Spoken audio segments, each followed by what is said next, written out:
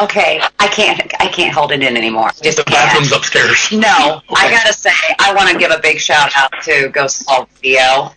We have just joined the Ghost Call Radio family. Yay! They are amazing folks. They have their stuff together, but they actually welcomed us with open arms, and so we want to definitely give them a big shout out. And if anybody's listening, we also want to ask everybody just to keep Kathy in your prayers. She has been kind of under the weather. She's supposedly going to be coming back home later tonight, but we still want to keep her in our prayers. Yay. Come on, Kathy, come back to us. So we also want to send a bunch of shout-outs out there to the one group that kind of keeps us going on a lot of stuff, which is Ghost Hunts USA. If you've never checked out their website, go to ghosthuntsusa.com. Check out some of these sites that they've got coming up. We've got, let's see, what do we have next? In 2 weeks, we have Edinburgh Manor next weekend. The 21st. And then 27th and 28th, we have the Farrar School. And check out the Farrar School. That's the first time Ghost Hunts USA is going to be at the Farrar School, and it's going to be a great event. And what do we have coming up after that? Oh, my God, there's a list of different places. They have just now added so many new places in Montana, New Orleans. The Andrew Jackson Hotel in New Orleans, I've been there. It is the most amazing place, but now there's an exclusive VIP that you can do there, so that'll be great. Well, I want to read this one because they just added the Kennedy Gold Mine in California. That one's coming up. It's the Kennedy Gold Mine in Jackson. It's rumored to be one of the most haunted mines in the USA. Ooh. Dating back to January 4th of 1860, it is one of the largest and deepest mines, going down 5,912 feet. Marked in California's history and death, the Kennedy Ghost Mine has a haunted reputation, and many believe that it's related to over 30 deaths that have occurred there deep underground. Some investigators and visitors have been scratched, marked, and others feel upset and angered whilst they investigate this gold mine. Who is the dark presence that's down there? If you want to find that out, go there. Go on ghosthuntsusa.com and sign up. If you're out in the California area, if you're not out in California, come on out there and play. And also, I want to also give a shout out to a lot of the other paranormal peeps and teams that are out there. We're all kind of part of a network. So no matter what, a lot of us do this stuff for free to help families that are in distress. So if you're ever needing any help, no matter what state you're in, you can actually get with us on Facebook or message us, get on our website. And we do network out with some amazing groups that do amazing work and actually help a lot of people. So if you ever know of a family or it's yourself, don't hesitate to reach out. We'll try to help in any way we can. Definitely. We also want to thank you guys. We've done a couple shows on that other radio station, and we won't mention that name on here. But I want to thank you guys for coming out here, Michelle, Amy, and Kelly, and having fun. That's all we want to do is have fun. And I'd like to thank somebody, too. Probably not me. Myself. Of course. Because I'm awesome.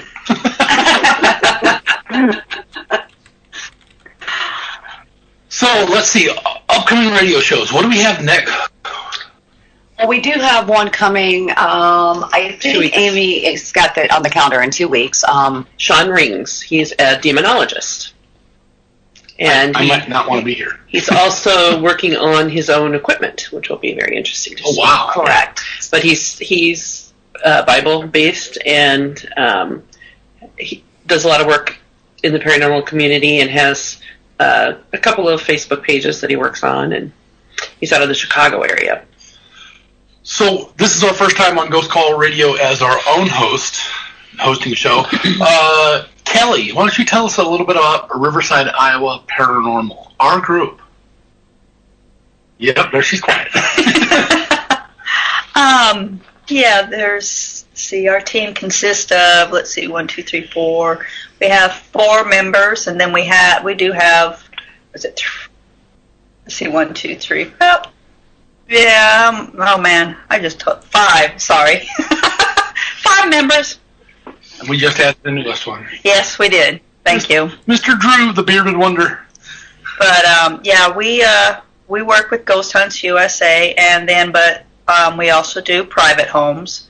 We've done about 2 or 3 private homes, and we've helped them out, and we've been doing this for about 10 years, about a long time, yeah. So feels like forever. And we enjoy what we do. We really love it, and so it's great. Awesome. Anything else from anybody else? Michelle, Amy?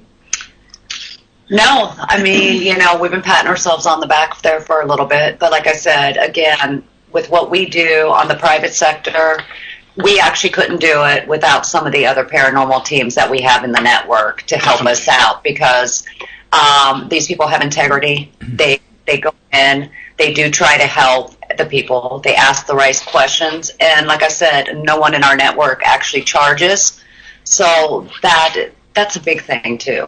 And you can check us out on Facebook. We have Riverside, Iowa Paranormal Group. That's about the best way. If you go on there and ask to be on the site, somebody will let you on. We just ask that you be polite. You can get thrown off as quick as you get put on, so be polite on there, because remember, everybody's got questions, and there's no such thing as a right or wrong answer on some of these. We just ask you answer it the right way, or not the right way, the polite way. Just have a good time with it. So, Amy, would you like to introduce our guest? Yes, I found out moments before the show that I get to be do the introductions.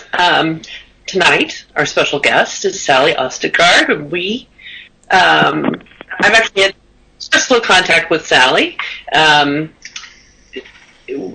Done sessions with her, and to tell a little bit about her, she's a shaman. She does tarot reading. She does energy work such as Reiki and Theta healing. And now I'm going to say, Sally, welcome, and give us a little information about yourself. Hi, Sally. Hi, you guys. Thank you so much for having me on. It's really cool to be here and listen to you. I like that mine that you were talking about, actually, in your introduction. That sounded really cool. And so about me, what Amy said, I practice healing art, shamanism, Reiki, tarot cards, theta healing. I do spiritual counseling. I guess I believe in bridging the physical realm with the metaphysical realm. I also believe in love, and so I like to serve friends, family, clients, community, and help people to remember their own creative abilities, creating their lives and empowering themselves. Awesome. Letting the universe guide us. So, one of the questions that I have is, what is a shaman? Oh, yeah, right. That's a great question. And so shaman work is healing that addresses like the core of who we are. All of us, like our gifts and what causes us dis-ease. So it's the holistic, it's addressing your soul and all of its wounds. And it's the oldest healing tradition in the world. It's practiced across the world in all cultures. It can be called different things, but it's really about restoration of power and balance of our souls, connecting to the part of us that is the wounded healer, the spiritual warrior, the visionary, and the teacher. And so there's 7 major components of shamanism, and people who do this practice of healing art use these different components. I can share them with you. Sure, please do. Okay, so there's nature. There's also spirits, energy work, using medicine wheel, journeying, using divination, and also ceremony and ritual.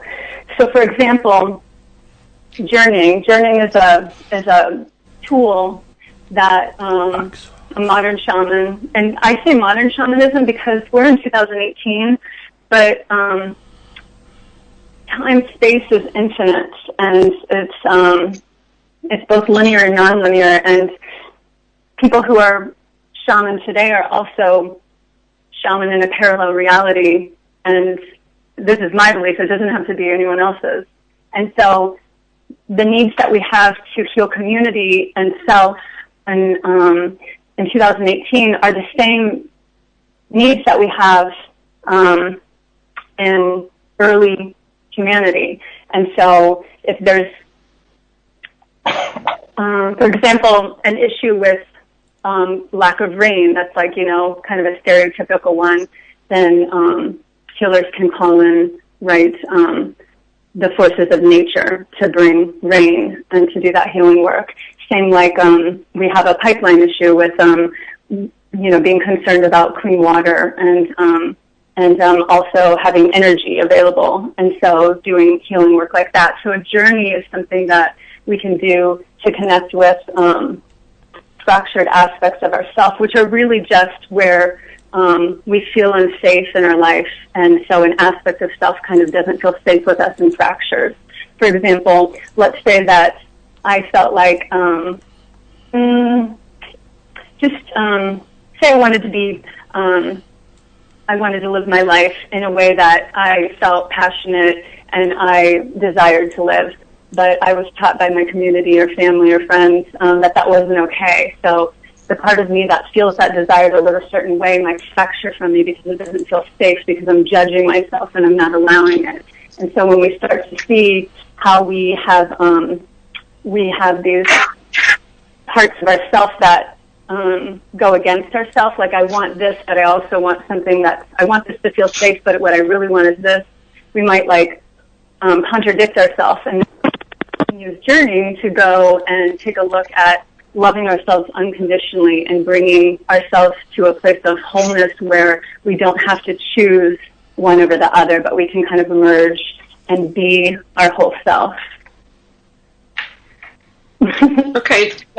And I will just chime in there because I've done a couple of 2 or 3 journeys with Sally. She's helped me find fractured pieces of myself, and they've been very fascinating. And one of the journeys that we went on,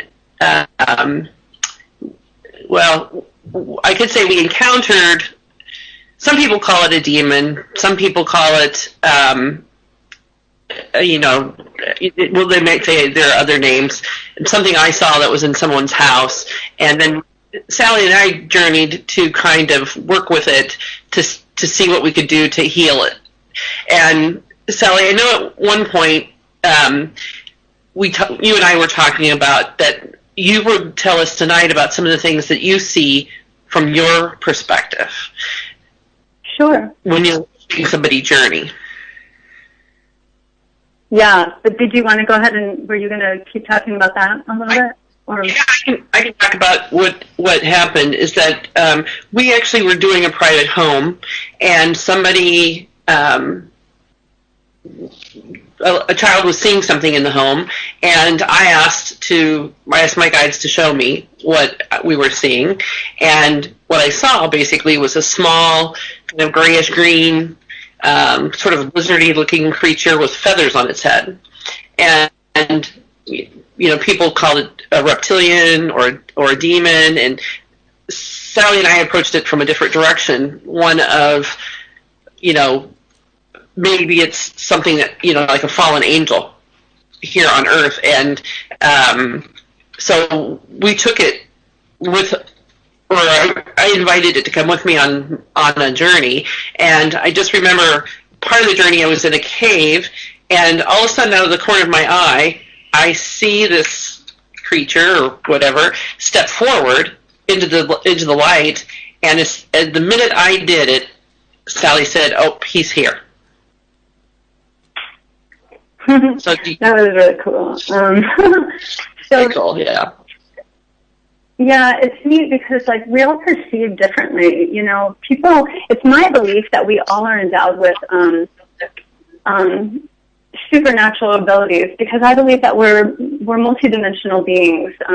We have human aspects, and it's almost as if we're living parallel realities simultaneously that are infinite. And you can go into dream time and have one experience that feels very real, and it is real. Why not? And so your perception of the truth is always right, or I could say it's not wrong. I see the truth as this oneness. It's like a prism with multiple aspects, and it might look different depending on which way where you're standing and how you're looking at it to see the shadow and the light and the rainbow. But each of us are right in our perception. So like some people can see without seeing, or hear without hearing, know without knowing, more so than feeling or smelling. And so I tend to feel it and to just know. But it's knowing without knowing why or how I know what I know, and it's just something I've had to learn to trust that there isn't always logic behind it. It's like you're little and you know Grandma's going to call, and then the phone rings and you say, they say, "Oh yeah, it's Grandma," and you're like, "I knew it," and they say, "No, that's just a coincidence." But you knew that you already had that connection with your grandmother across time and space, like you're on a soul phone with them, and you know they're calling. And so I believe that we can all just practice honoring that and believing in it and seeing what's true for us. And so, Amy, you're very visual, and you saw things very visually. And for me, I could feel it. And sometimes I can see, and sometimes I can hear, but I tend to really feel. And I have to trust myself that I feel it, and I can hear myself. And it's like... it doesn't sound like God or angels. It just sounds like me thinking, but it's something bigger than me. And it says, let her know that you know it's there. And so in the past, I used to be afraid to say to somebody my truth, which was, Amy is here, because I was afraid I would be wrong, you know. And now I trust myself. And so I said it, and it's really nice because we don't always get affirmed. We just have to be our own affirmation. But it sure is nice when the people that we're working with say, ding dong, that's like exactly what I experienced just now. Well, it was an interesting affirmation for me because I wasn't thinking about this at that point. You were doing some other work, and he stepped into the light, and then you gave me the affirmation of saying, he's here. And so that was quite interesting for me. Yeah, but you also gave me the affirmation because... yeah, it goes both ways. It's symbiotic, you know. Right. So thank you. It's always cool working with you. How did you get started doing this? How did you become interested, and how young were you? How did everything get started? Okay, so thank you for asking. So, you know, you hear from people who really have really sharp intuition or experiences, and they might be traumatic or really magical. And I was always really connected to nature as a little girl, out in the woods all the time and climbing trees all the time, and, you know, just really, really immersed in nature. And I just feel like that was a really important kind of realm. That to me is kind of like fairy realm area. And I think that I just was really encouraged to be logical and not so imaginative. And I don't mean to insult my upbringing at all. It just was my experience. And so I would listen to people who had these magical ghostly experiences. Sally, are you still there? Kind of want that, but denied it in myself. Go ahead. Sorry. You disappeared there for a second. You said you were out, you would be out in the woods, and you were talking about your upbringing. Oh, thank you. I didn't know I went out.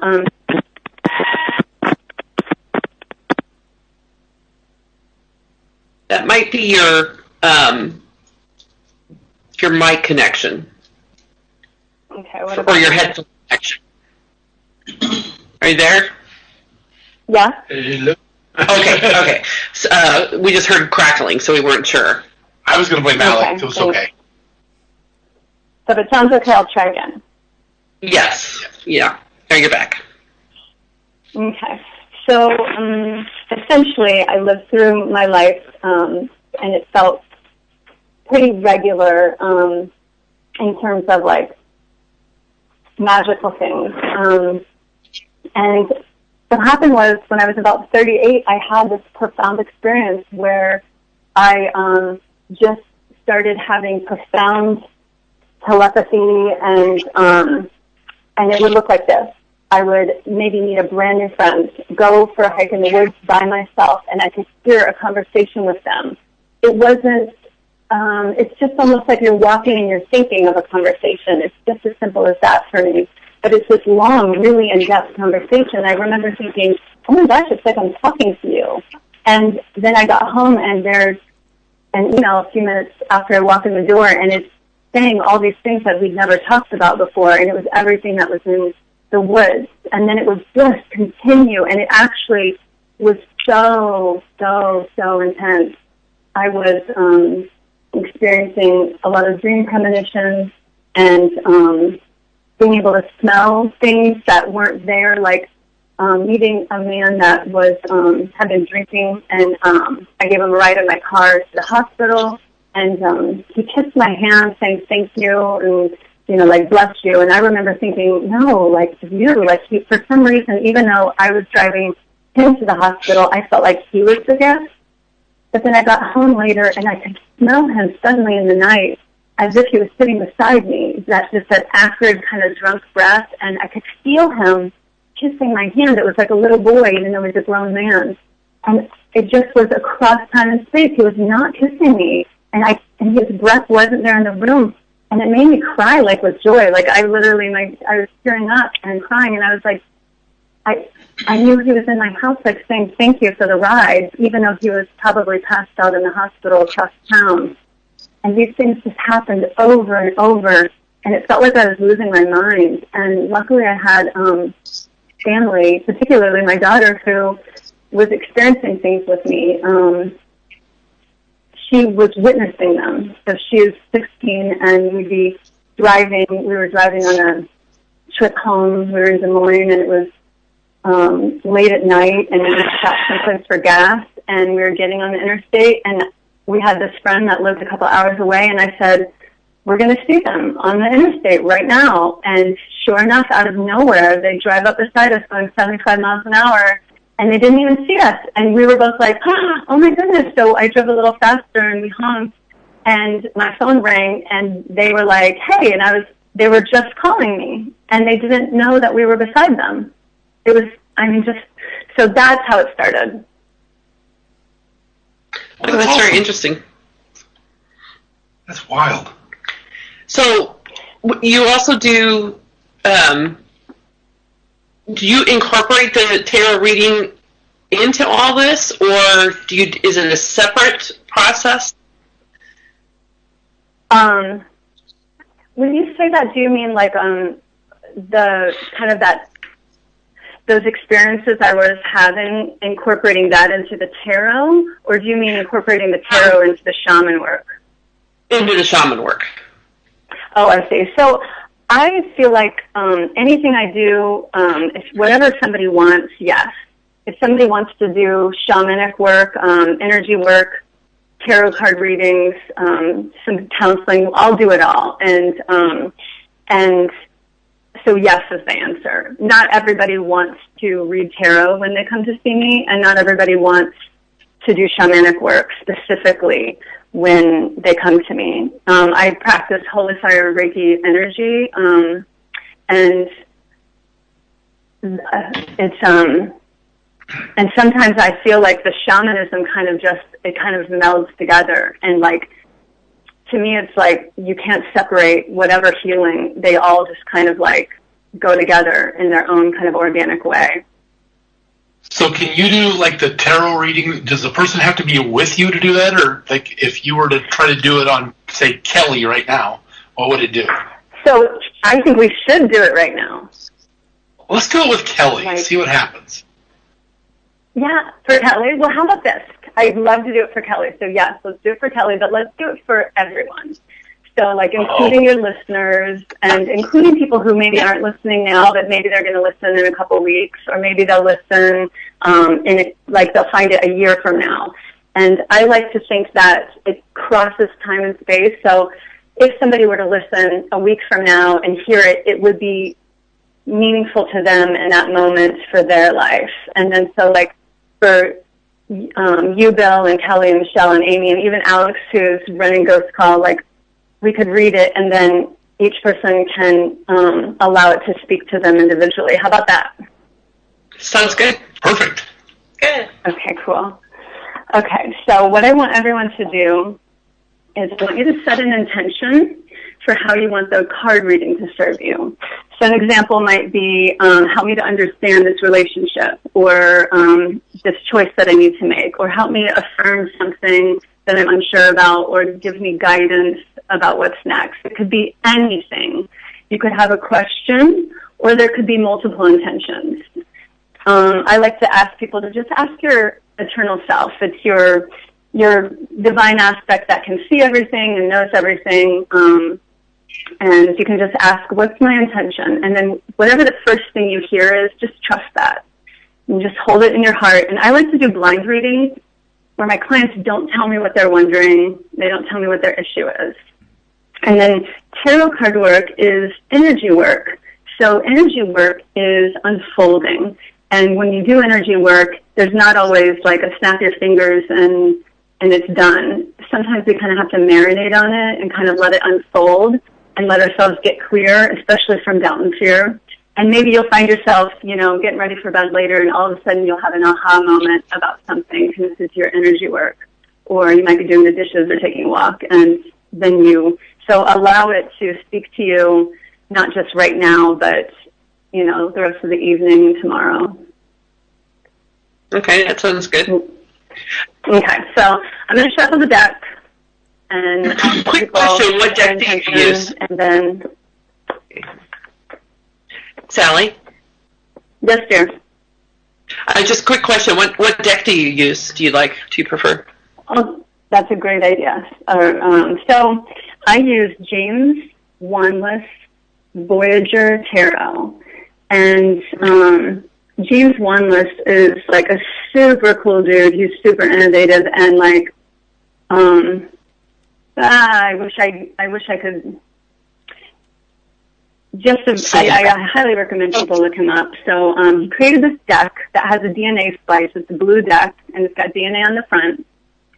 And it's a deck that he created in the 70s with by cutting out images from glossy magazines, and then he created like collages, pieced it together in the 80s, and created the deck.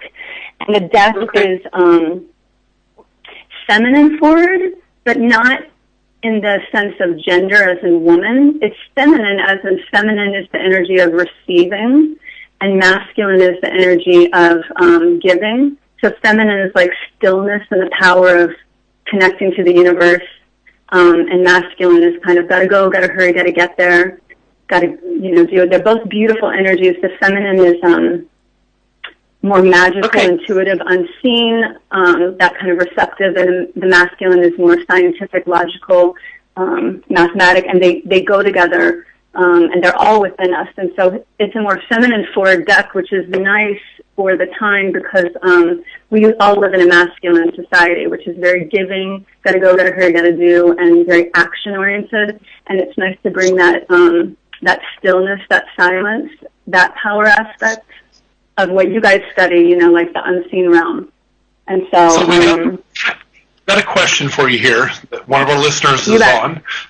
Dana wants to know, she has a quick question, what is the difference between tarot cards and angel cards? Oh, yeah. So tarot is this deck of cards that has 78 cards generally, and it has major arcana and minor arcana. the major arcana in general representing like our soul's kind of cycle, and minor arcana are kind of like the human day-to-day experiences. And they have court cards. In my deck, it goes child, man, woman, sage. In the traditional decks, it's page, knight, king, queen. And the angel cards represent, there's different oracle cards, but the angel cards in particularly will have angels on them.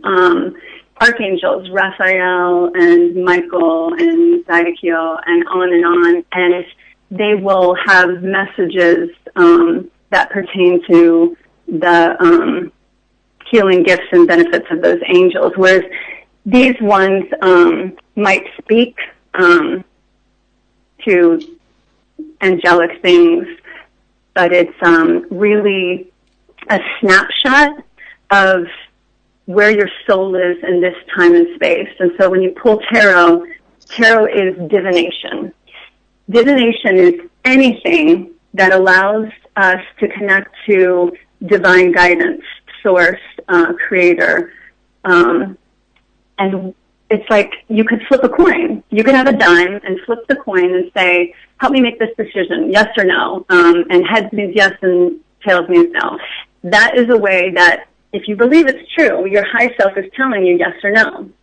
For example, if you have a new friend and you want to hang out with them and you really, really like them, but you're feeling nervous, you could ask your high self, hey, should I hang out with this friend? And you flip the coin, and if you get no, it's maybe that you're just too nervous to hang out with them tonight. And when you calm down and chill out, and like maybe in a couple of days, you'll feel more yourself and you won't feel so awkward when you call them. And so it's a way to just connect with your higher self. And tarot cards are no different. You set an intention, you ask a question, and then I always like to ask to cut away doubt and fear, so I trust that the message I'm getting is for my highest and best good, and that it's going to help serve me to know what right now.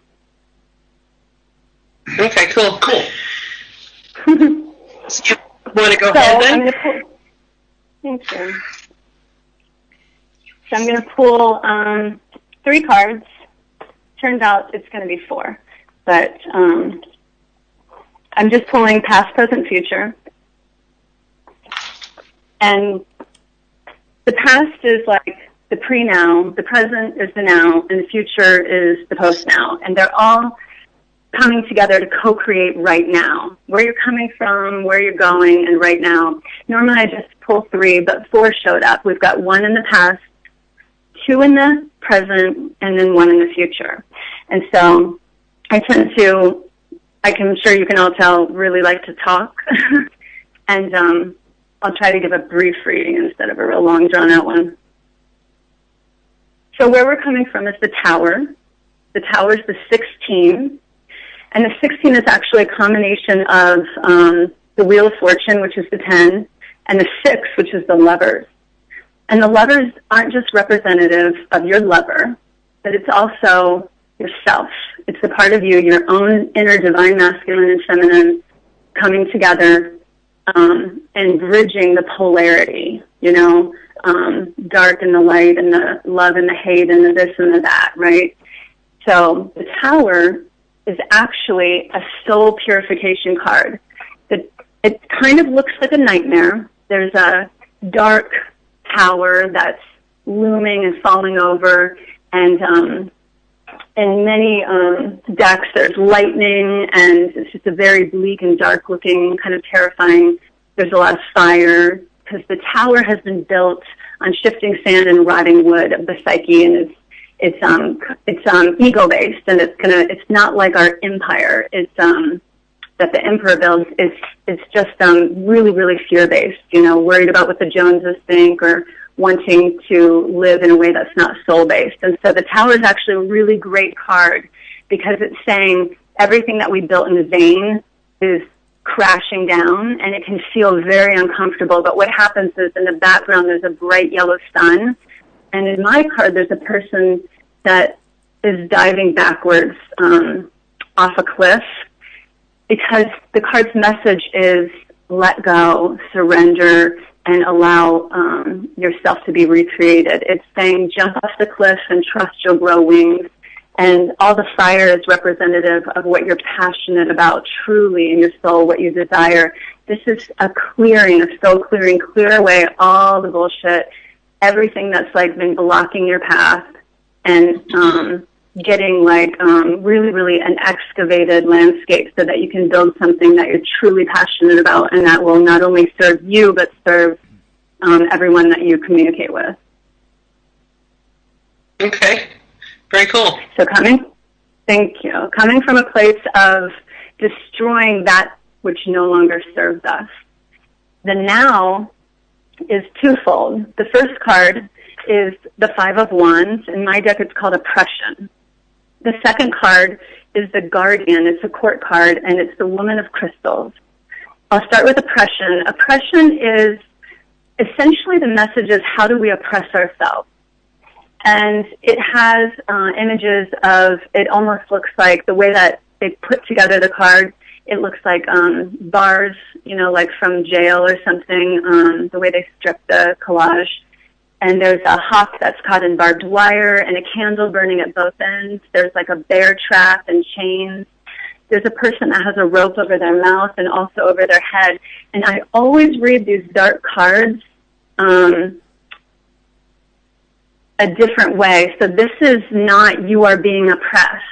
It's the question, how am I oppressing myself? And asking us to take responsibility for the nightmare that we're creating for ourselves by choosing certain things, beliefs or whatnot.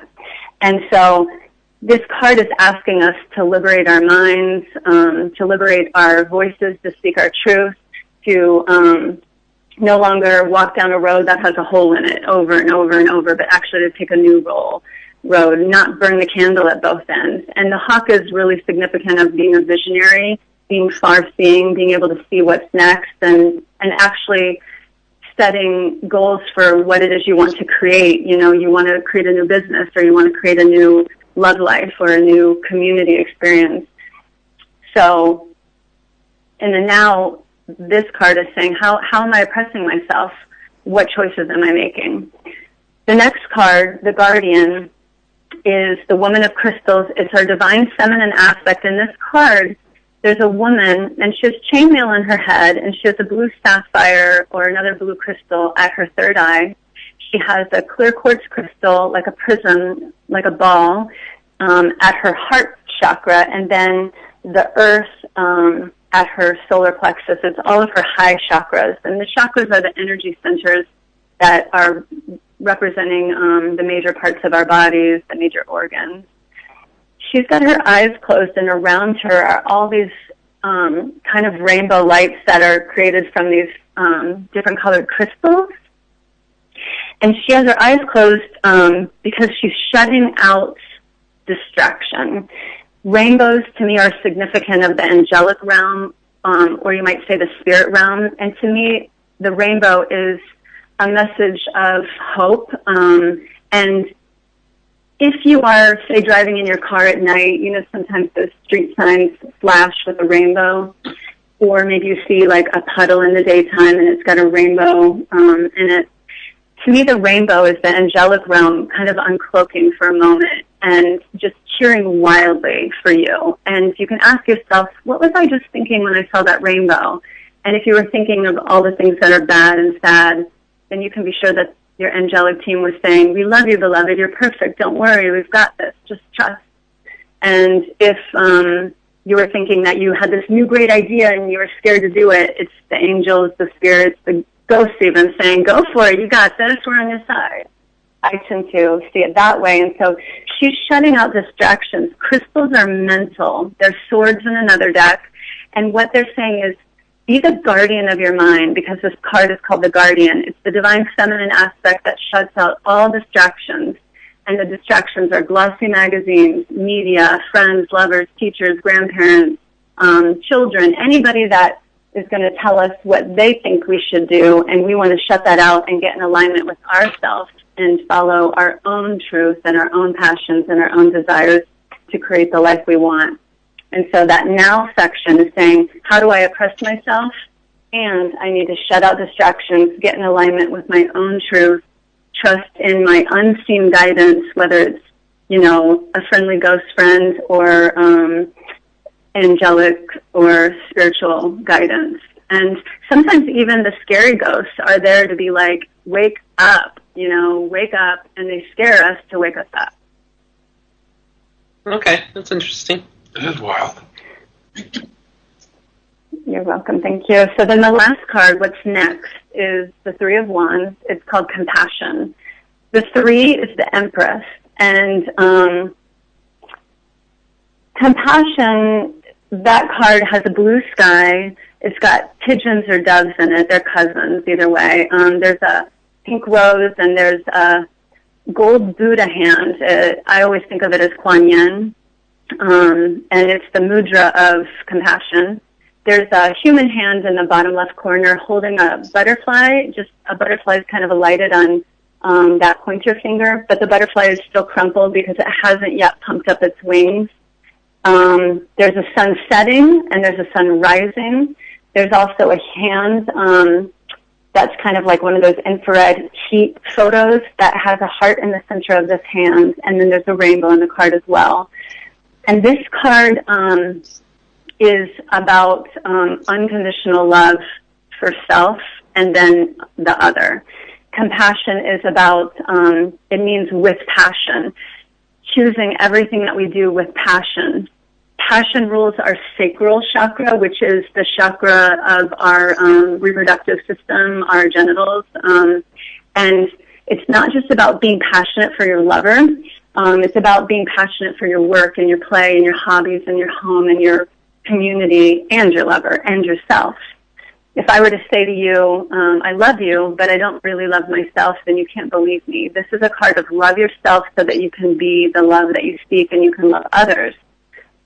Kuan Yin is a Buddha who she went to the gates of heaven and was told, you're amazing, we want to give you Buddha status, come on in. And she said, no, thank you. She said, I'll be the last to go after all my brothers and sisters go first.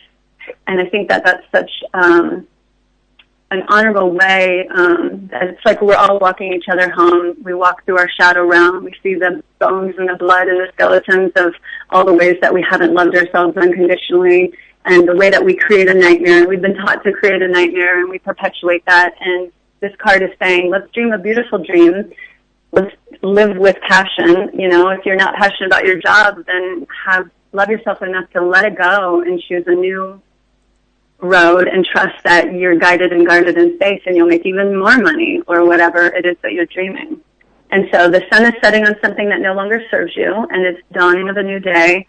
And you are not unlike the butterfly that went from many stages of the caterpillar. I think they shed their skin 6 or 7 times, and then they create a chrysalis.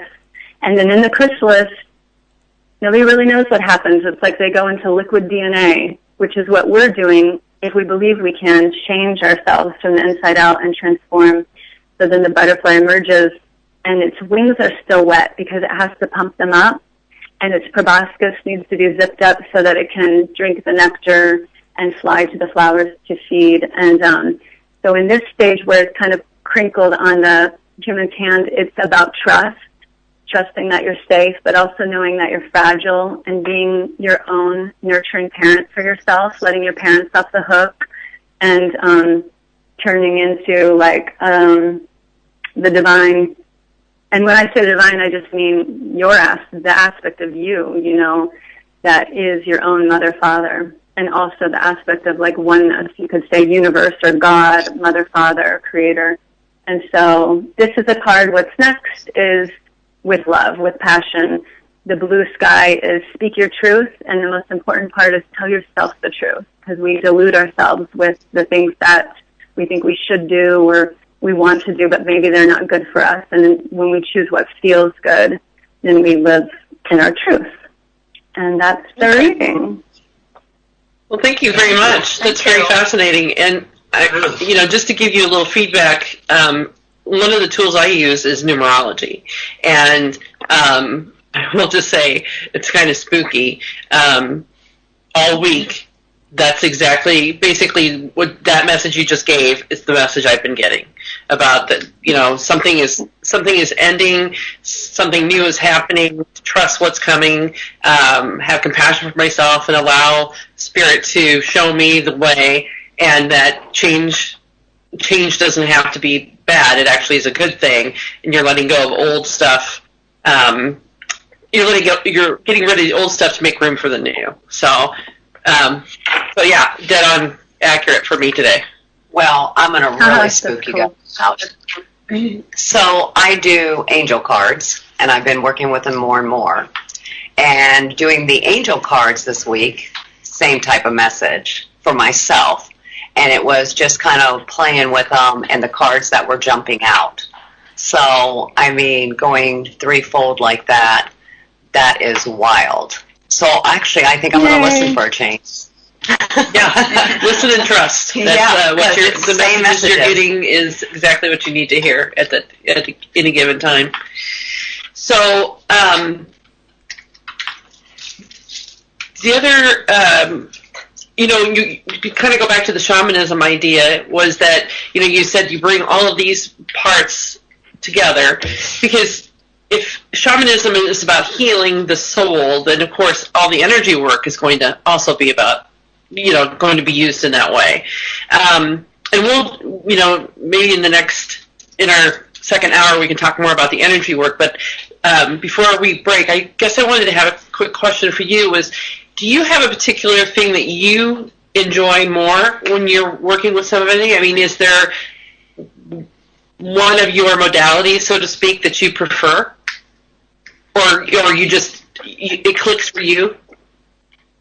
Well, I think that if I were to choose, it would be the energy work always. And the thing is, I think I practice energy and tarot and spiritual guidance the most. Like, that's just kind of a constant. It's not as common for people to specifically request shamanic work. But it gets folded in because it fits, and it just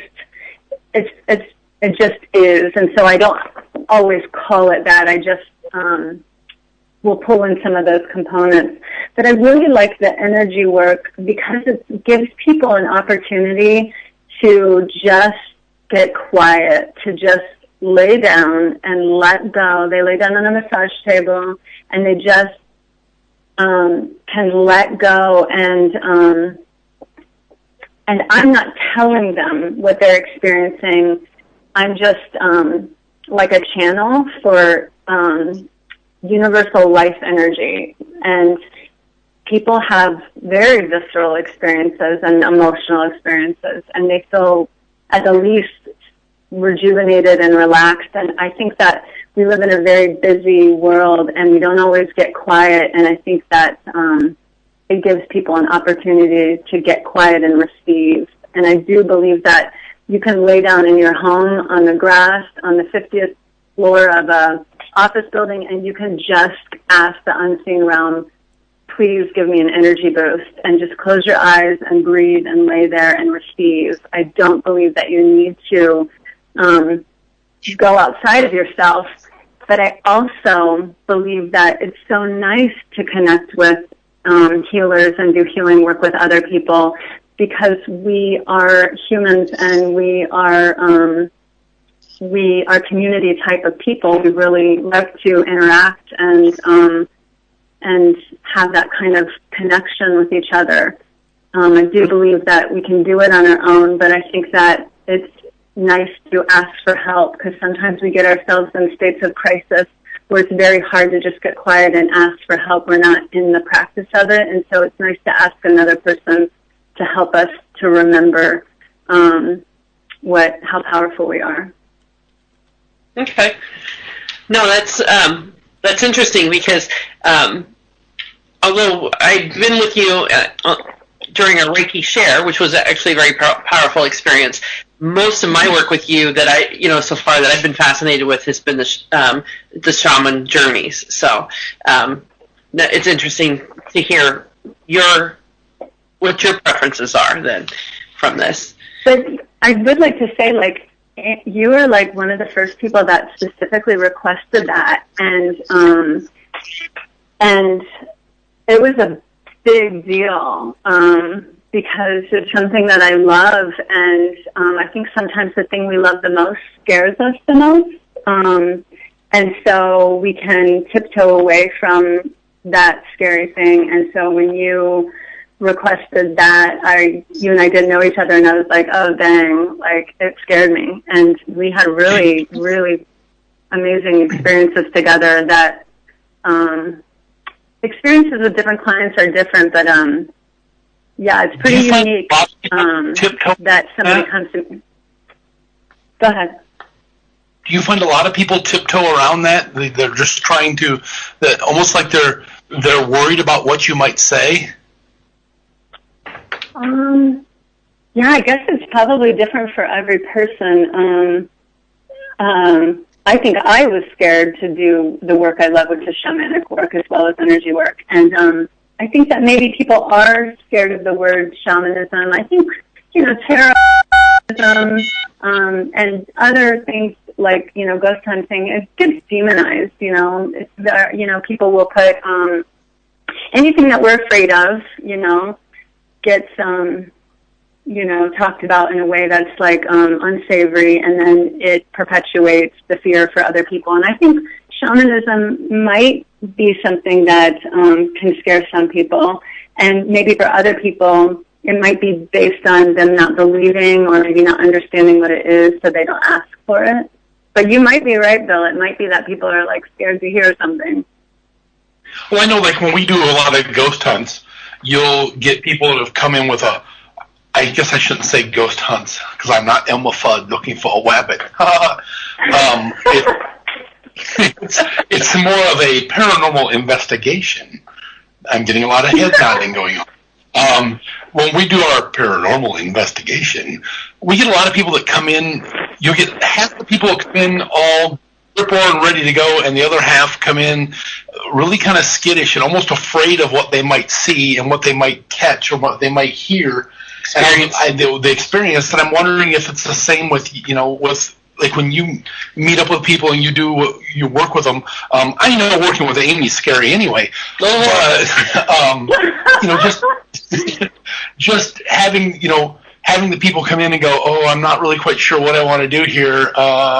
Do we, how many people come in and they're just almost not really petrified, but they're really worried about what they might hear and what they might go away with. Yeah, I think that's interesting. One, I'm really glad that you corrected me and said paranormal investigation. My partner that I work with is a massage therapist, and when people say masseuse, he feels the same way, like you said about ghost hunts. I think that is, I'm glad that you said that, but I think that you could be right, where I don't feel like I have a lot of people that will let me know that. People will come in emergency situations, not always, but a lot of times where things are bubbling up for them. They're unhappy with something, or they're scared of something, or they don't want to face something, or and like they'll get to the point where it's emotional, mental, spiritual, like it's really rocking their world. And I think that they're more kind of like, help me any way you can, please, kind of thing. I think that sometimes happens. I can see that. I can see that a lot of people that might go through that they come in, not quite sure what to expect, and then you get going, and you almost get a little afraid of what they might be hearing the truth, what they don't want to hear about themselves. Yeah. Well, and a lot of times... what's interesting, though? Do you want to go ahead? I'm sorry. No, that's okay. I was just going to say, I think a lot of times what you're afraid of is you're going to hear what you already know. Yeah. Ooh, I think you're right about that, because that's true for me. Hey, I've got another question for you. So, quick question just came in. Have you ever got, when you're doing a reading with the cards, have you ever got a card that you didn't want to read to someone because of what it was? Nope, never. I I love reading cards, and like none of the cards trip me up. However, I think another question might be, have I ever gotten a card that when I flipped it over, the client didn't want to see that card? Absolutely, that's happened. But I haven't had that happen where I was afraid to dive into the card with them. Well, and I will say that what people will see, they'll see death, or they'll see different cards like the Tower, and they assume that means something bad is coming. And like you explained already, Tower doesn't really mean that. Death doesn't really mean a death, a physical death. I mean, generally when I think of these things, they're more metaphysical. It's usually the end of something, and the beginning of something new. It's kind of like like the Fool card. He's not necessarily, is he stepping off the cliff to fall and hurt himself, or does he have such incredible faith that he knows he's not going to be hurt when he steps off?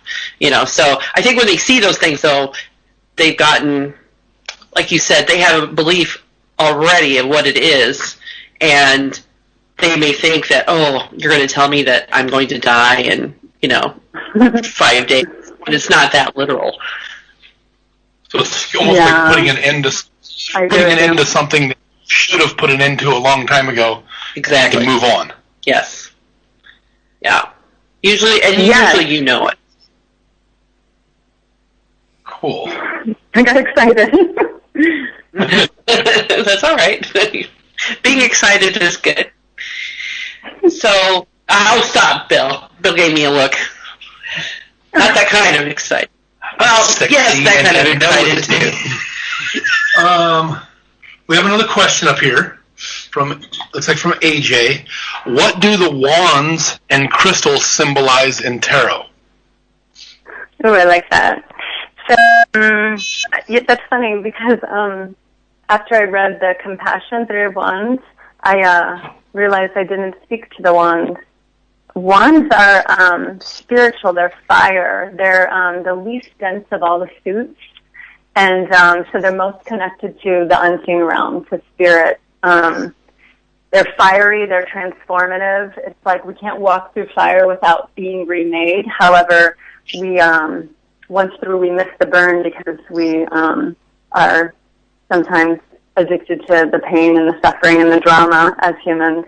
And I'm speaking for myself always, but the wands are spiritual, they're fire, they're transformation. The crystals are sometimes called swords in other decks, and the swords are mental. And so it's very much of the mind, and crystals they never stop growing.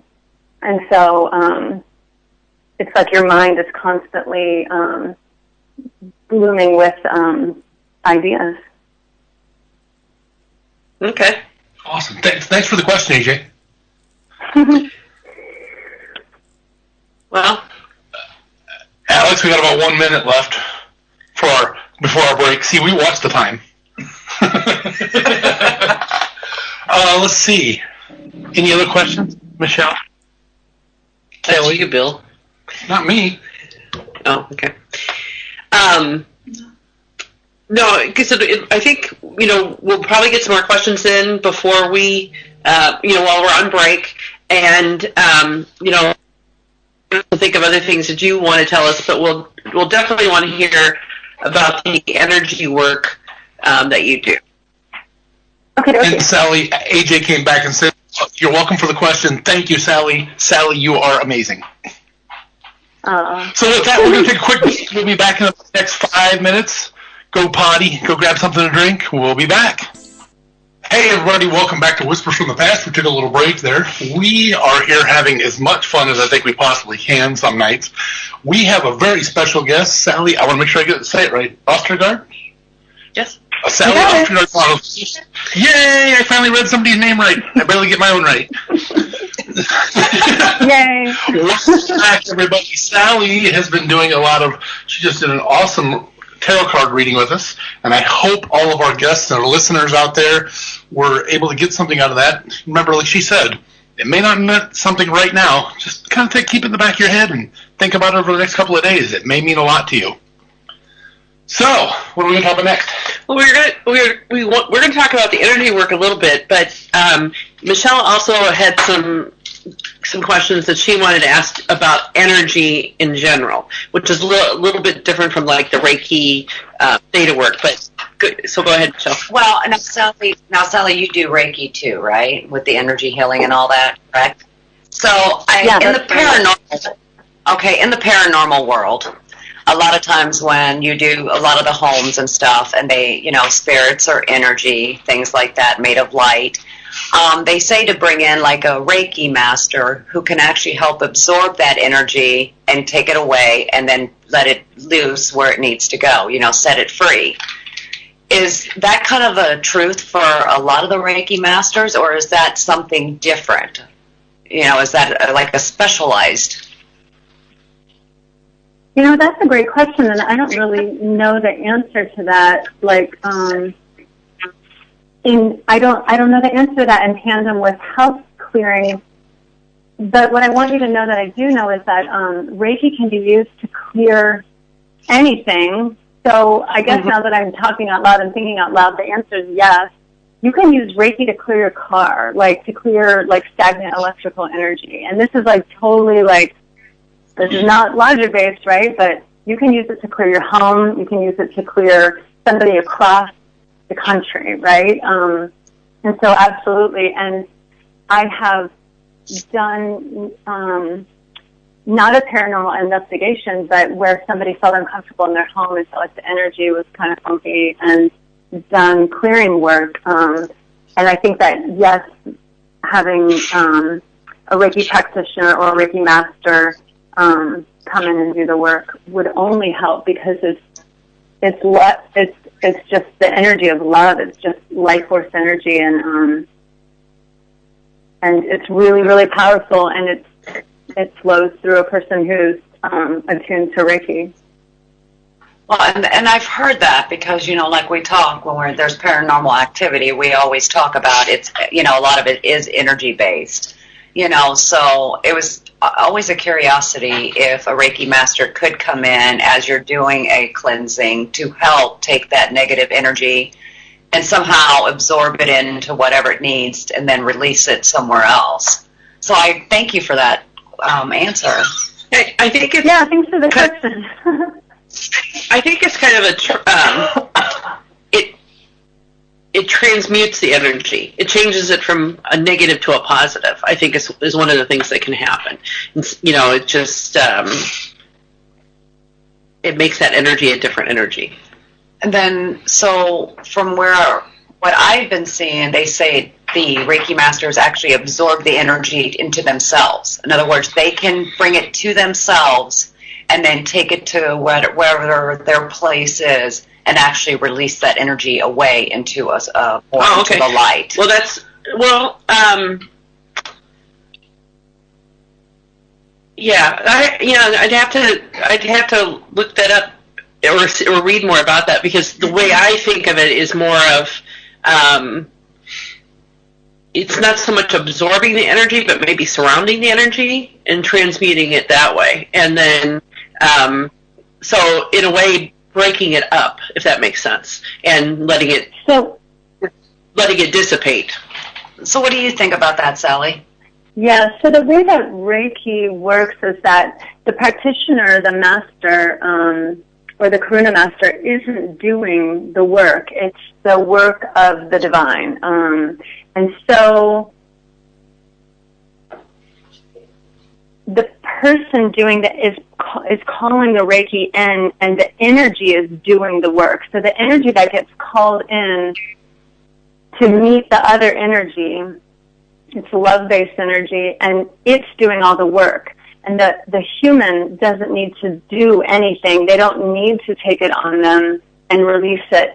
I do believe that there are healers that take on energy. I think maybe a conductor would be the right word. And that's more of a shamanic thing, actually, where you're extracting the stagnant energy or the negative energy from a person, a place, or a thing, and then illuminating it with the energy the love-based energy. That tends to be in shamanic practices. However, it's not just, some people don't call themselves shaman, and they are shaman, essentially. They're healers that are dealing with soul retrieval and healing core wounds, and they might call themselves different things. And some healers, I believe, do take on the energy of other people, places, and things in order to transmute it and to do exactly what you're saying, which is take it someplace else and give it back to the universe with the intention of having it transformed back into love-based energy, from fear-based into love-based energy. And people are going to speak about it differently, but Reiki, when you study Reiki, that energy does it all on your own, and the human that is channeling the Reiki energy does not have to do anything. They just have to show up and hold space for it, really. So maybe we could get her to help take care of this issue with this little black box sitting on the floor. Okay, that was my next question. Don't be always trying to hoard the radio show there. You were asking those questions. Actually, no, Bill's right. So where I'm going with the next question also is with the energy base, and I knew he was thinking the same thing. So we acquired a piece of equipment that at this point a lot of us don't like. I feel like it absorbs or its own bad energy, and it like takes what might be in the room and just kind of suck it in itself and then build what it wants. And just to clarify, Sally, this is a piece of equipment used for paranormal investigation. It's not Cool. Well, this box was actually built by Steve Huff, and it was used, and he actually had his own problems. And so when we use it, we've used it in a couple places, and I've noticed that after it's been used, even though we're just looking for paranormal activity, we're starting to get more of a darker side of it. Can a Reiki master use the energy to clear that kind of negativity out of something like that to make it appear again? I believe absolutely. So where do you live? Coming to you right now with a box. You know what? I like the story of the box, and I would do work with you just like for fun. Like, let's do it for real. I mean it. If you want to, with the box. That would be awesome. It's an interesting box. It's got 2 quartz crystals on it. This gentleman who built it builds a lot of equipment for paranormal investigations, and he was trying to figure out a way to magnify the ability to get electric voice phenomena, or to bring in a conversation with spirit, so to speak.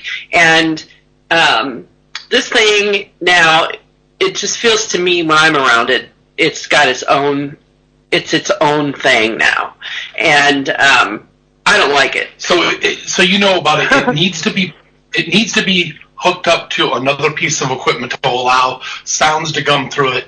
So what's the easiest way to say it? It takes radio frequencies and rushes through the radio frequencies as fast as possible. Like we use a computer that does that, and it's like a giant spirit box is what it is. And it needs something to go through it to be able to allow the voices to come through, or the entities and the spirits to talk to us. But the last time we used it, it wasn't hooked up to anything when I was carrying it, and Amy heard it. Well, he walked by me, and he was carrying it, and it started screaming at me. I mean, it did not like being near Amy at all. And it wasn't hooked up to anything. Amy's so likable now. I said, well, I don't like you either. I just feel an energy with it that it's just a heavy energy that needs to be removed and cleared out. So yeah, I think it's fascinating. So I believe that we are creators incarnate, and what I personally believe is like source energy, love-based energy, Mother, Father, God, Goddess, creator universe, that oneness, then we are aspects of the one, and we're all creators, powerful creators, and we're creating, you know, cups of tea or iPhones or a walk on the moon or tarot cards or a cool piece of jewelry. We're creating all the time, but what happens is we start to create a nightmare. We have doubts, we have fear, we want to create like this cool new shirt, but then somebody says, that's going to suck, you don't have any money to do it, nobody will buy it. But what we want to do is to stay in alignment with ourselves and our passions and create the shirt or create the phone or to create the walk on the moon, you know. And irregardless of what everybody else thinks, shutting out distractions and getting in alignment with your own high self. Well, when we create nightmares in our minds, these are mental constructs, and they're kind of like a dust bunny in the corner. And so that dust bunny, you don't sweep it up, and it gets bigger and bigger and bigger. And then, like that Marshmallow Man on the like Ghostbusters movie, it has this life of its own because it's all these mental constructs that come together to, and it's like feeding off of it. It's like it's mental energy. And so this work that is being done with the box, there's like all these mental constructs that have formed into, and I might not be saying this, that have formed into spirits or demonic entities or like whatever people can call them. To me, their thought forms manifest into energy that's haunting. And then it gets trapped in this box, and it's just pissed off. It's unhappy. It's sad. It's mad. It's scared. And it feels exiled because it's got put in this box, right? And it's like, will you love me now? And I believe that unconditional love is, it doesn't matter whether you have a gun to my head or you're giving me a bag of oranges. You're saying, will you love me now? And the answer should always be yes. And I know that people disagree with that, but I believe that we can change reality. If somebody does something, they've been conditioned to think they're untrustworthy. I've been conditioned not to trust, and something happens, and they're like, this happened, will you trust me? It doesn't matter what proof I see in the here and now. If I choose to trust them, I change reality for what's tomorrow, because what's happening now I've already created with my mind yesterday. So we need to tell ourselves what we really, really want. Do we want anger and sadness and grief and betrayal, or do we want grace and peace and ease and joy and love? And it doesn't matter what we've got right now. We want to be healthy, wealthy, holy, happy. That hasn't changed. And so then in order to have those things, we have to say, I am those things. And so with this box, this is just a lot of perpetuating, and it's nobody's fault. It just is. Perpetuating fear and trauma, and it gets stuck in the box. And they're essentially saying, will you love me now? You know, like when it yells at Amy, it's like, will you love me now? And she's like, no, I don't love you, man. Yeah. And that's okay, too. Not while you're growling, she won't love you. What I just want to say to finish is it wants attention, and we can give it negative attention, and it will feed off of that. Just like somebody who honks at you and you get all pissed off and you honk back. It's an attention thing, and so it's about giving it loving attention in order to transform it. And there's, you know, it's easier said than done in the second, or it's actually, the way I'm explaining it might not seem easily done, but it really is what I mean to say. Yeah, I think I do not understand what you're trying to say. Awesome. So, talk a little bit more about what, okay, I'm forgetting the name of the Reiki that you do. Oh, sure. So, well, one thing I want to say right now, because I can feel it, is you won't be out of the work that you do, the passionate work you do, if everyone were to become love-based, because the non-ordinary reality exists. But it doesn't have to be traumatic. It doesn't have to be suffering. It doesn't have to be terrifying. Connecting with multidimensional beings and spirits and entities and whatnot, and having them exist in, or coexist with, you know, the universe in ways that are pleasant is still really exciting. And going to a house that's haunted is almost like turning the word back into something more positive. It's like, I I just want you to know you don't have to be out of work just to, if you're clearing places, like you can still get in touch with the higher aspects of these unseen beings and learn a lot of really cool things, and how people come and visit and have connections with these beings. Does that make sense? Yes. Yeah, definitely. Yeah. And now I'm sorry, another question, because this is kind of what my... Yeah. So when we do this paranormal, investigations, you hear different verbiage of, you have regular intelligent paranormal activity or residual. And we're talking about, like it's all energy based. Can a Reiki master of some type be able to get that residual out of there? Or because it is like a movie playing over and over, it still has some type of energy base around it. So even though it's playing itself over and over, can that also be taken or changed? Sally, do you know what we're talking about when we say residual? I think I do, but if you want to clarify, you can. Okay, the idea is that there's generally two types of hauntings or energies to encounter. One is intelligent, meaning it interacts with you and it speaks with you. It knows what's going on. It's present. The other is like a tape recording.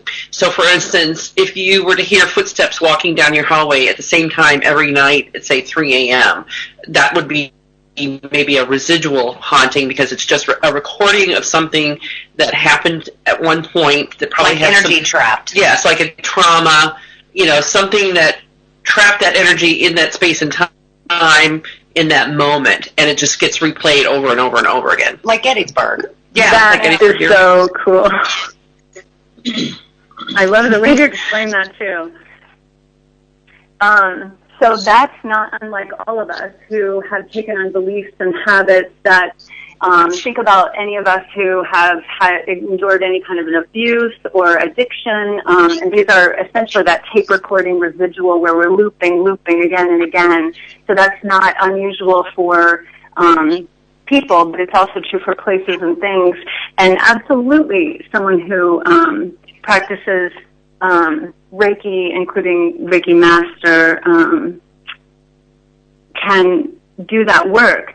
I think the most important thing is like what feels right to the team that's doing that work. If they connect with a healer that isn't quote unquote a Reiki master, but that feels like that person is the one to do the job, yes is the answer. And if they connect with a Reiki master or a shaman, yes is the answer. It just is what feels right. If somebody says they can do the work and it doesn't feel right, then you wouldn't want to ask them to come into that space.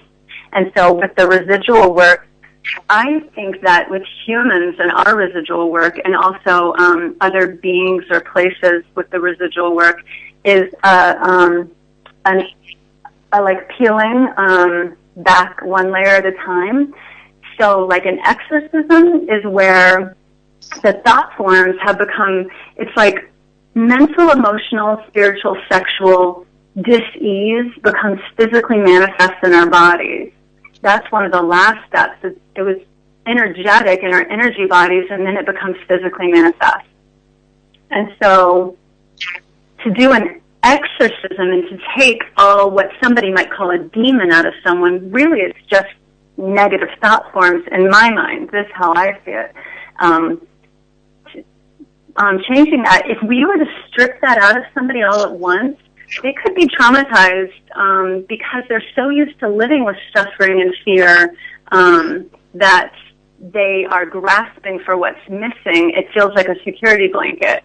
And there's healers that do amazing work where they set the intention of replacing the suffering with light and love. And that's a beautiful thing. And I'm not speaking of anyone. I just have thought to myself, it's okay to allow it to be a process, because it might be removing a layer of fear, and underneath that fear is anger, and anger is like the bodyguard for sad, and nobody's going to mess with sad, and then sad is under that. But then there's joy under that, because at some point we learned that joy isn't okay, and you shouldn't have a good time and be happy, so then you have to peel back these layers And so with residual, I think that I like work that is that I don't try to control it. I just say whatever's for the highest and best good. And if it's, snap your fingers and it's done, which is true for some people in some experiences, that's wonderful. And if it's a more gentle kind of peeling back layers at a time so that the being or the place or the person feels a little bit more safe and calm with a more patient approach, then that's an option too. So it's kind of like what is needed, and as I understand Reiki, it knows what is needed for the time, and so it could do either of those things. Yes, very, very well said, Amy. Reiki knows what's needed, exactly. And it's interesting, though, you talk about comfort levels, and when you remove something negative, that sometimes that can bring on issues as well. And it's maybe a little personal information, an overshare, but I'll do it anyway. I'll plug my ears. Yeah, okay. No, I used to live with a lot of anxiety. And when I finally removed anxiety from my life, I was anxious because I was used to having anxiety. And when it was gone, it freaked me out. And it was like, I'm anxious for anxiety. Yeah, it's like I needed it. It was very weird. It took a while for me to get used to not being anxious all the time. There's a lot of people out there that seem like they need the anxiety in life. And to be able to function. They need to almost have trauma to be able to do anything. Yep.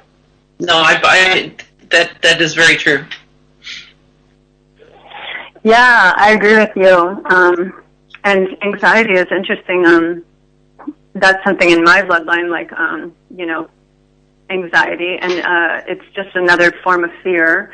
And, it can be accompanied by panic attacks for some people. And it's interesting, panic attacks and anxiety as a metaphysical symptom, it's actually not afraid of dying, which you can think if you're having a panic attack that you're kind of terrified you're going to die or something, but that it's actually fear of truly living. And I think that's interesting because we do teach each other over and over again to not take risks and to not truly live our passions, but rather to serve maybe grandma and grandpa or a teacher or a spouse or a friend with their passions instead of our own. And so then we're not truly living, and then we have this residual fear of really truly living.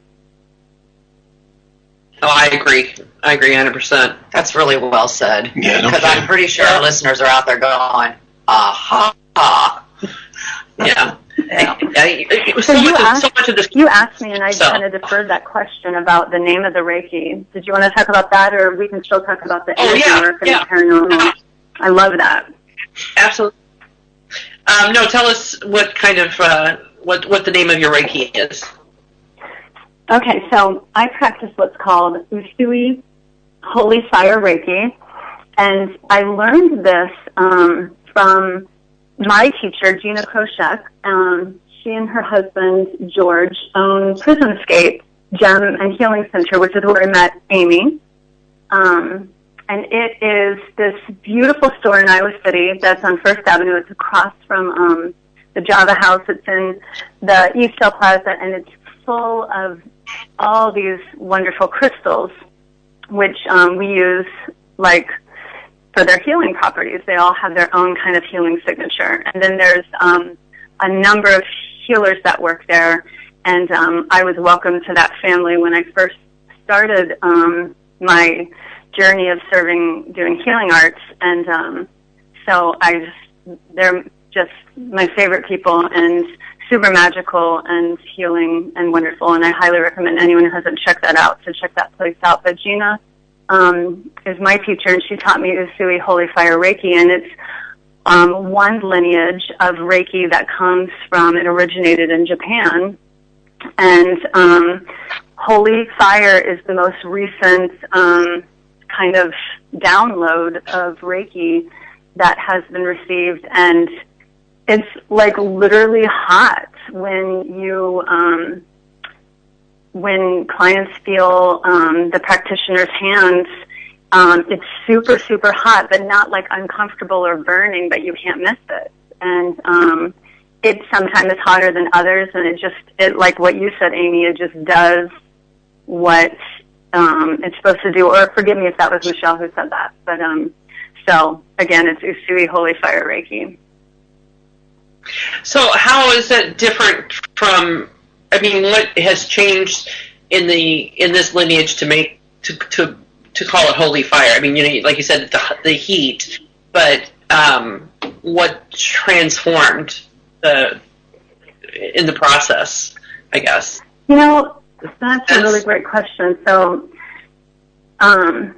I tend to be more intuitive than intellectual, and I can do the book work and the studying, and I do enjoy it, but oftentimes when I'm teaching a class, whether it's Reiki or shamanism or something else, I take a lot of notes so that I can explain the what and the why of what I feel and know.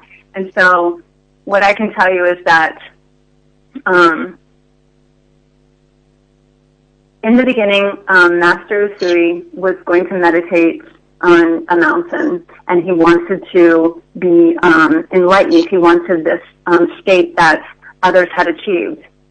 When he actually achieved it, he got so excited he began running down the hill, and he stubbed his toe and hurt himself. He put his hands on his foot to kind of nurture himself, right? And he could feel this energy pouring out of his hands, and his foot, which had been hurt, was healed, like physically, and the pain was gone. And in that moment, he had this knowing, this guidance, that he was supposed to share this art of energy healing with his country and the world. And so he did that, and he created a number of beautiful, I can't even think of the word, but he created schools and whatnot and programs for Reiki. I'm not saying the correct word, but I think you get what I mean. And so then there's been all these masters who learned from Usui and then branched out like a family tree, teaching other people and just having a lineage. And so I believe it's William Rand who's the who runs the International Reiki Foundation, and he's the one who most recently received the upgrade and then shared it with others by sharing these placements, activations with new teachers. And what's different is, and I can hear, I feel like I can hear Gina as she's teaching this class to me, and the other students that were in the class. It goes to depths that weren't reached before. It goes to when we're traumatized during birth and during conception. It goes, it's just really, really powerful in a new way. And okay. I regret not being able to speak more clearly about it. No, that's kind of what I was asking is that it is a change in it's a new, I would say a new form of Reiki, but it's a new addition or a new different style. Well, it's not a style. I don't know how to explain it. It's like it's transformed into a new process or into a different energy in a way. So exactly. And you know what I'll do? I'll share it briefly on my Facebook page, which I know you have a link to. And then people who are looking for it can find it there in the next 12 or 24 hours. And you can also look it up, Holy Fire Reiki, and learn about it that way. It's really, really cool, and there's a lot of little details about how it's more amazing and more transformative and more special than before. And I just can't speak to the details of it. I tend to be just blind faith about everything and just I really like that. I've lived my life. I'm 43 now, and I've lived my life very, I don't know, just very logical and scientific and mathematically minded, and I'm really enjoying just being. And sometimes I can't explain the who, what, when, where, why, and I just enjoy the being of it. Sure. So do you utilize spirit guides when you do your Reiki or when you do your readings? Yes and no. So I feel like some people really will connect with particular guides and angels and have strong relationships or connections. The way that I connect, which is right for me, each of us, I believe whatever we do is perfect for us. So if somebody tells you how to read tarot and how not to read tarot, that's true for them, but it's not true for you. You do it however you want and what feels right. I think I just ask Source for help, and I absolutely do believe that that I have spirit guides and that they're with me, but I don't necessarily see them. It's like they're etheric. They're just it's just like a knowing. And so yes is the answer, but I might contradict myself because I kind of do that. And that's okay. We all do that. Thank you.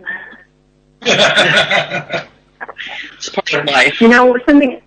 Something interesting, yeah. There's this cool quote that says, well, never mind, I'm not going to tell you because I'm going to mess it up, but we contradict ourselves. But I wanted to say something, I practice shamanism and Reiki and tarot and spiritual counseling and theta and dream interpretation, other things. And I love, love, love it. I'm so grateful. I used to love being a school teacher, and then my soul's like, you're done with your life as you know it. And I was like, no, I ain't. And she was like, uh-huh.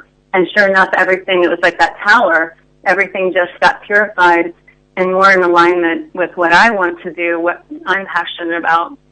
But so anyhow, in terms of practicing these things, I just totally lost my train of thought. I went out too far and can't find my way back.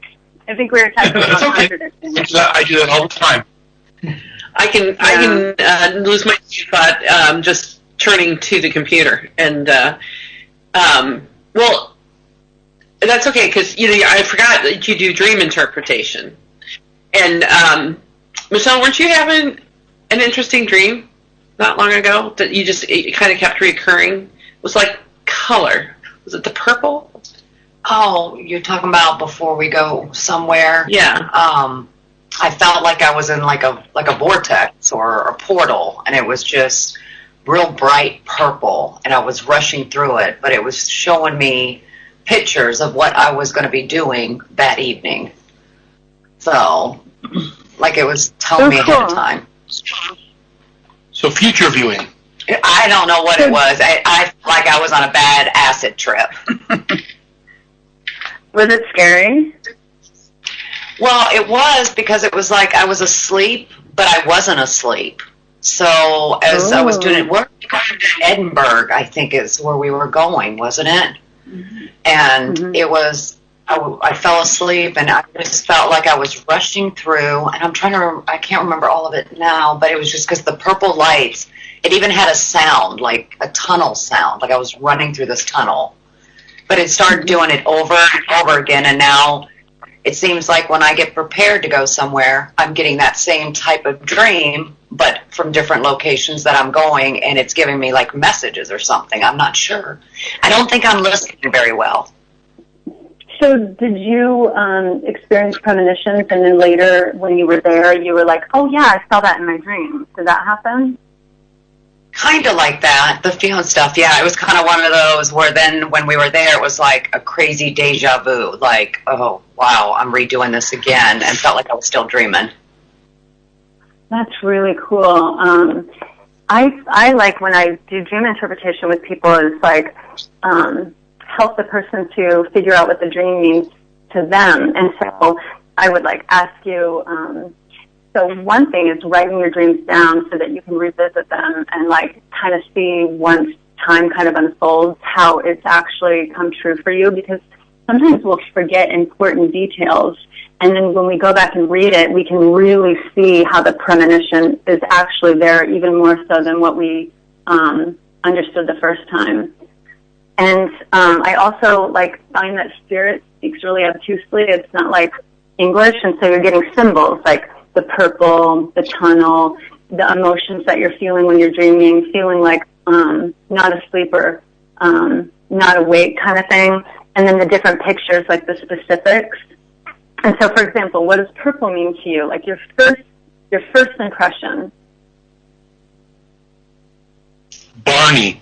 No, to me it was vibrant. It was beautiful. Like if I was going to get a hug from someone, that beautiful, inviting feeling. That's what I got out of the purple. So that's beautiful, because purple to me is that crown chakra, which is our crown, our head, and that's the part of us that's connected to divine, the Father Sky type energy, the angelic realm and spirit realm, the cosmos.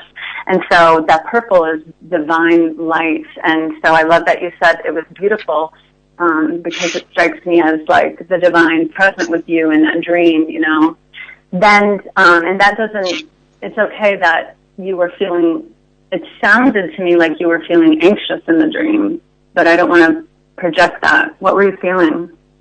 Well, actually I was, because even though it was comfortable and I felt like love around me, it almost felt like it was giving me like almost warning signs of what I needed to watch out for, kind of, telling me, because I know when I started talking to Amy and you guys in the car, it was almost like I was getting a bad feeling where we were going, and that we had to really protect ourselves because something was going to come after us. Like it was already telling me to watch out. So that's a really great piece of guidance that you're getting, and they're coming before you go. And so just listening to that and knowing that, and then you can ask, how do you want me to protect myself? How do you want my team to protect ourselves for this? And you can do that in the car. You don't have to go back into dream time in order to get that answer. You can just right there get quiet, close your eyes, take a breath, cut away down fear, and just trust you're going to get a clear message, and just say, thank you for the information. I'm grateful. Please and thank you is always wonderful. And then what's the message? How do you want me to protect myself? And you might get any number of answers about how to do that. So we actually have a question, a comment online, and it's one of the gentlemen down here said, I get crazy dreams. I get a crazy dream all the time where I'm on the outside of a house and my friend is on the inside of the house looking out the window at me, and it's always the same dream over and over. And the weird thing is my friend, she is having the same dream, but she is looking out of the window and sees me looking inside the house from the outside. So two different people pretty much have the same. That's the coolest dream. I love it. It's so cool.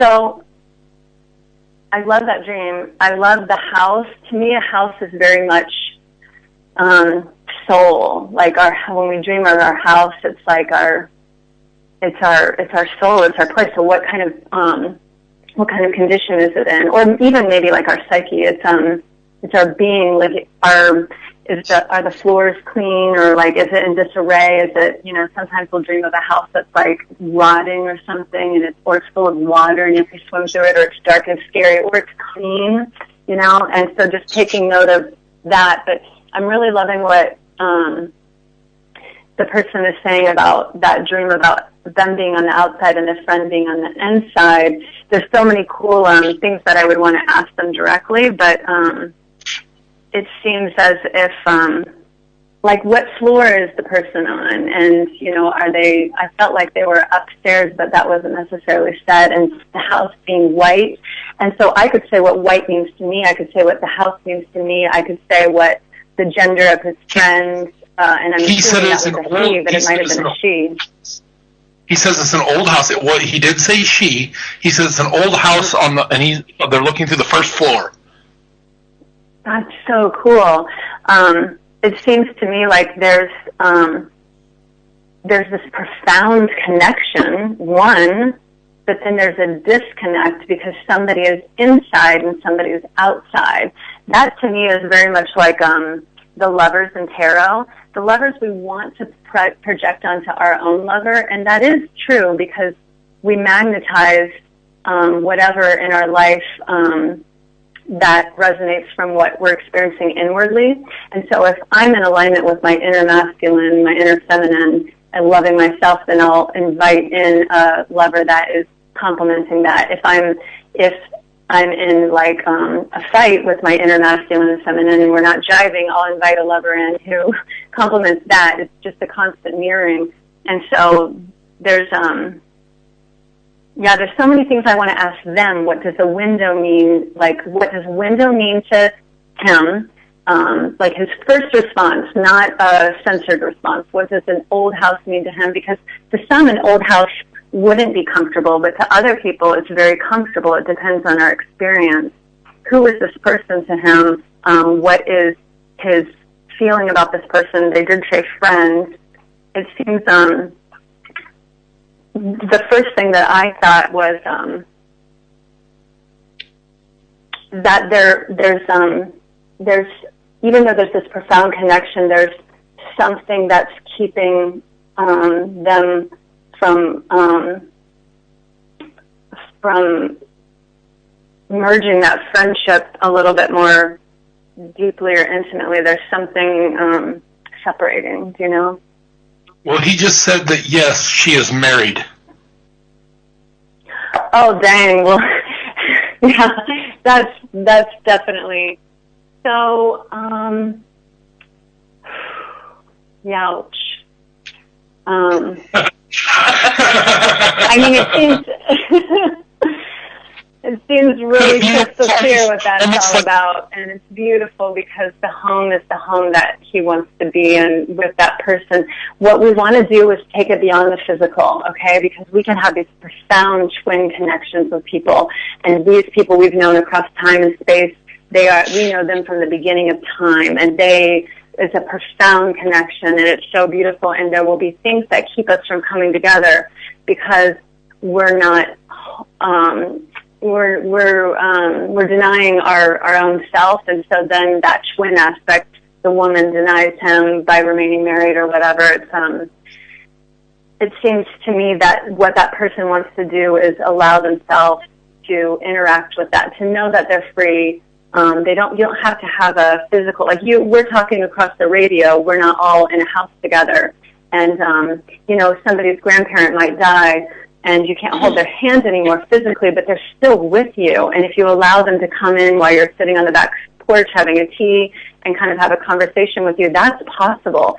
So this man and his friends can have, a profound psychic connection, telepathic connection. They might even, go have a coffee together, but maybe not have that the union of a physical union, even though they have the soul union. And so what he can do is just set an intention to allow himself to be free in his dream time, to be intimate friends, and not just about, having the hot sex that you want, but like being able to really explore other dimensions with this person so that they can kind of shrug off all the broken aspects of self and the costumes they wear here, the masks that we wear that keeps us from being true to ourselves. And then he might find himself in a more fulfilling friendship with the person, and the house is no longer separating them.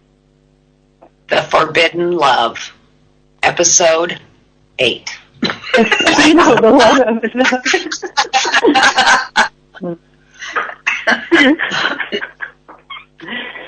I love love.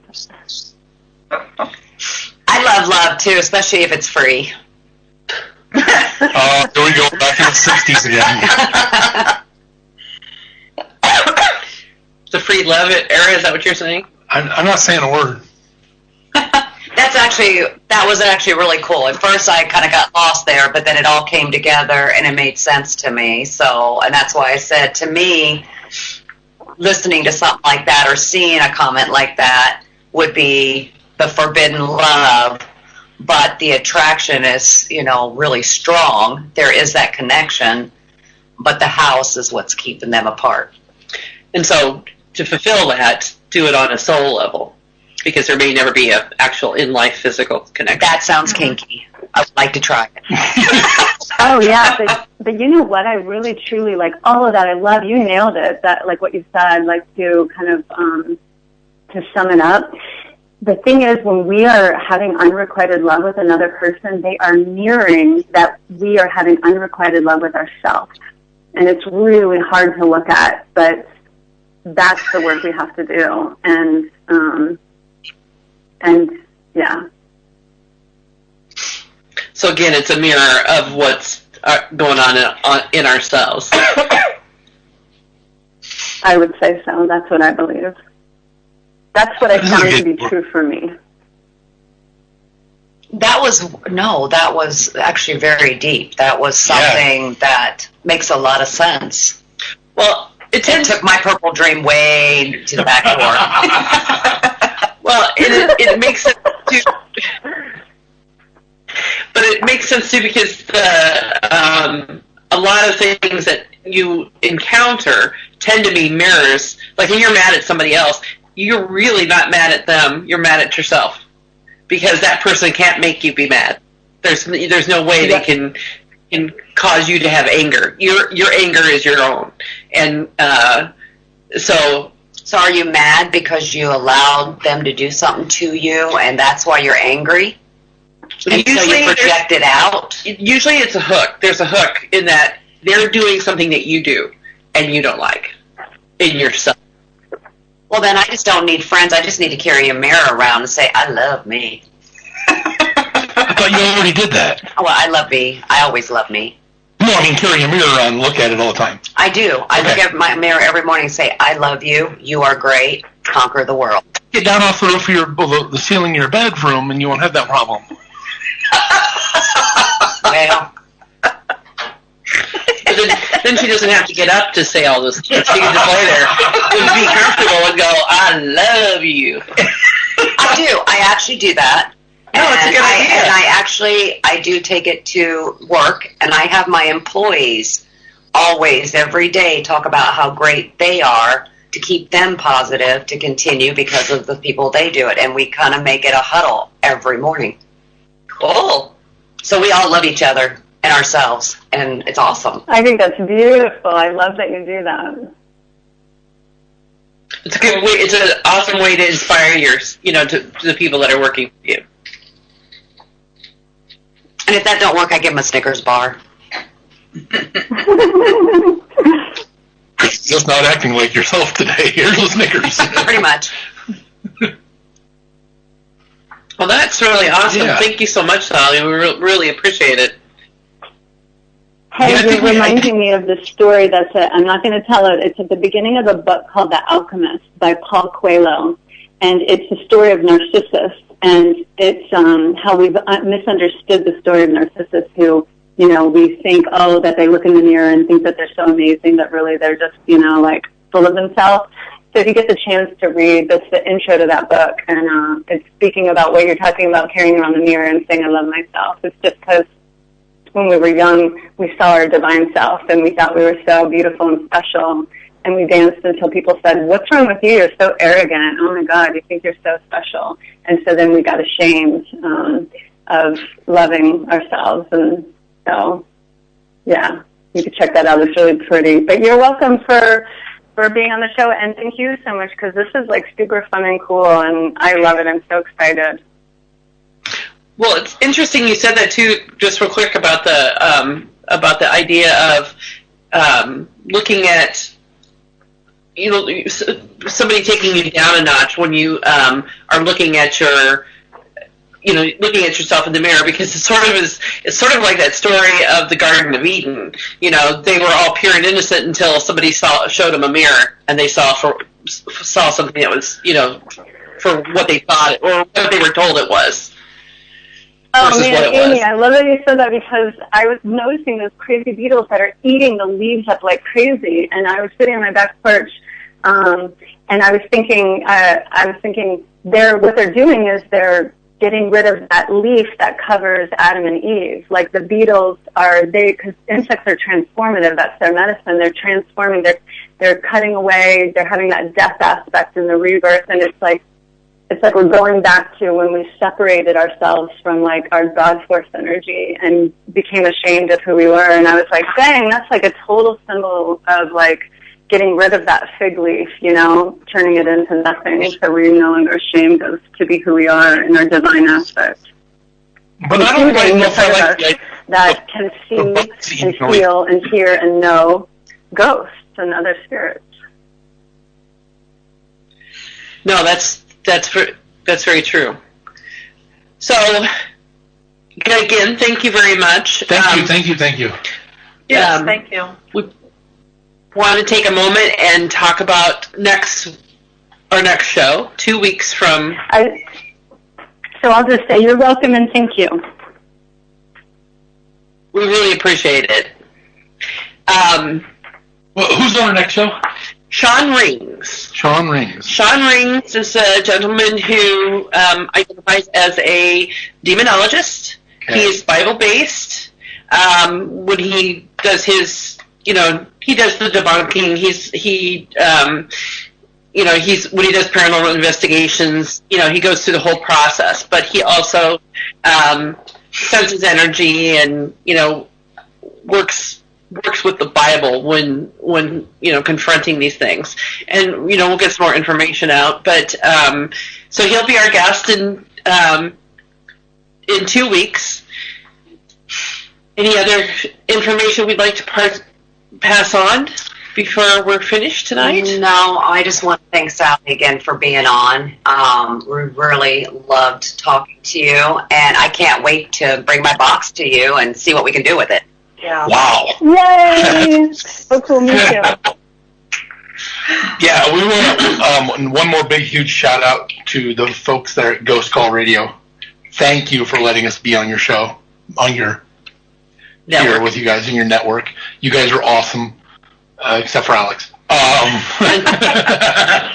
Thank you all our listeners. Yes, our listeners out there, thank you for all the questions. There were some awesome questions tonight. I know some people have jumped off the chat, but I hope you're still listening in. Thank you guys for being with us. Thank you for everything that you guys do for us in the questions and coming to be with us when we're doing any of our paranormal investigations. We really, really, really want to see you guys. So get out there, find out where we're going to be, or give us a call if you need some help, especially if you need help. We'll find you the help you need. So, anybody else? Kelly? Bye, Alicia. See you, Marge. All right, guys. We will see you in the dark. Have a good week.